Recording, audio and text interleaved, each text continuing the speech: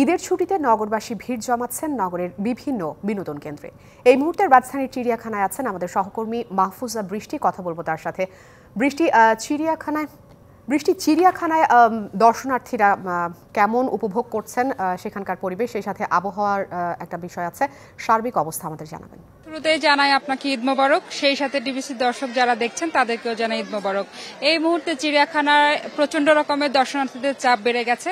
আপনি দেখতেই পাচ্ছেন যে সকাল থেকে আমি জানানোর চেষ্টা করেছিলাম যে আজকে কোরবানির ঈদ উপলক্ষে তুলনামূলক একটু কম থাকলেও দর্শনার্থীদের ভিড় আজকে কিন্তু প্রচন্ড রকম চাপ বেড়েছে।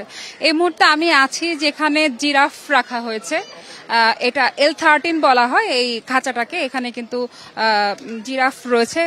এই মুহূর্তে দর্শনার্থী যারা আছে, কারণ প্রথম দিকে যখন তারা গেট থেকে এন্ট্রি নেয় ঢোকে তখন থেকে শুরু হয় কিন্তু বানর এবং একটা পাখি আছে পেলিক্যান, সেই পাখিটার পরেই কিন্তু বিভিন্ন বাঘের পরে ঘুরতে ঘুরতে মানুষ এই প্রান্তে এসে পৌঁছায়। এই জায়গাটা আপনি দেখতে পাচ্ছেন, এই যে জিরাফগুলো একদম যে স্ট্যাচু হয়ে একদম স্টিল হয়ে দাঁড়িয়ে আছে, তারা কোনো রকম নড়চড় করছে না। এটাই কিন্তু দর্শনার্থীদের কাছে খুব আকর্ষণের, কারণ তারা এক একজন অনেকক্ষণ ধরে এখানে অপেক্ষা করছেন একটা ছবি তুলবে, কখন এই জিরাফটা এদিক ওদিক ফিরবে তখন কিন্তু নড়ছে না। আর পরিবেশের বিষয়টা যেটা বলছিলেন আফরিন, পরিবেশের কিন্তু আজকে যে আবহাওয়া চলছে দেখে মনে হচ্ছে যে বৃষ্টি হবে, হয়েছেও যদিও, কিন্তু সেটা 2 থেকে 3 মিনিট ক্ষণস্থায়ী বৃষ্টি ছিল, যার কারণে যে একটা ভ্যাপসা গরম, এই গরমে কিন্তু এখন মানুষের একটু কষ্ট হচ্ছে, কারণ দুপুর গড়িয়ে আসছে। যারা সকাল থেকে এসেছে তারা এখন বের হয়ে যাওয়ার প্রস্তুতি নিচ্ছেন, আর সেই সাথে যারা দুপুরে ঘুরতে এসেছেন তাদেরও কিন্তু প্রস্তুতি হচ্ছে। আমরা যদি একটু কথা বলি একজনের সাথে,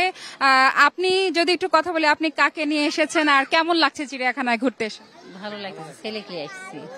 40% বেশি গ্লো, বিশ্বের 1 নম্বর গ্লো ক্রিম, নতুন গ্লো এন্ড লাভলি। জিরাফকে আজকে প্রথম দেখছেন নাকি আগেও এসেছেন এই জায়গায়? ভালো দেখছি। আজকে প্রথম এসেছেন আপনি নাকি? প্রথম আসছি। প্রথম এসেছেন, কেমন লাগছে চিড়িয়াখানা? ভালো লাগতেছে। আপনি শুনতে পাচ্ছেন যে এই যে যাকে কথা বললাম মাত্র, এইরকম কিন্তু প্রবীণদেরকেও দেখা যাচ্ছে আজকে বেশিরভাগ চিড়িয়াখানাতে। উনি তার পরিবার নিয়ে এসেছেন, কিন্তু পরিবার ছাড়াও অনেক প্রবীণরা এসেছেন যাদের ছেলে মেয়ে দূরে থাকে, কিন্তু তাদের ঘরে সময় কাটানোর মতো কেউ নেই। সেই জায়গা থেকে কিন্তু তারা ঘুরে ফিরে দেখছে। সবকিছু মিলিয়ে চিড়িয়াখানার এই বাস্তব চিত্র বর্তমানে এরকমই আছে। আর টিকেটের বিষয়টা আমি বলছিলাম যে টিকেটের দাম কমানোরও কেউ কেউ দাবি করছিলেন। আফরিন, সর্বশেষ এই ছিল চিড়িয়াখানা থেকে আমার কাছে। বৃষ্টি, আপনাকে অসংখ্য ধন্যবাদ। সংবাদ সংগ্রহে থাকুন, পরবর্তীতে আবারও যুক্ত হব আপনার সাথে।